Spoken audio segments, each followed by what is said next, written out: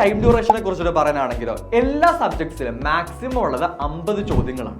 ഈ 50 ചോദ്യങ്ങളിൽ നമ്മൾ എഴുതേണ്ടതോ 40 ചോദ്യങ്ങളും നമുക്ക് സമയപരിധി ഉള്ളത് 45 മിനിറ്റുമാണ്. പക്ഷെ നമ്മുടെ മെയിൻ ചില സബ്ജക്ട്സുകളിൽ നമുക്ക് ഏറ്റവും പ്രിയപ്പെട്ട കുറച്ച് സബ്ജക്റ്റുകൾ, അപ്പോൾ നമ്മുടെ ഏറ്റവും പ്രിയപ്പെട്ട കുറച്ച് സബ്ജക്റ്റുകളായിട്ടുള്ള മാത്സ്, അതുപോലെ physics, chemistry, economics, computer science എന്നീ സബ്ജക്റ്റുകൾക്ക് മാത്രം ചെറിയൊരു എക്സെപ്ഷൻ ഉണ്ട്. 45 മിനിറ്റ് അല്ല, പക്ഷെ 60 മിനിറ്റ് ആണ് ഡ്യൂറേഷൻ ആയിട്ട് കൊടുത്തിട്ടുള്ളത്. 60 മിനിറ്റ്.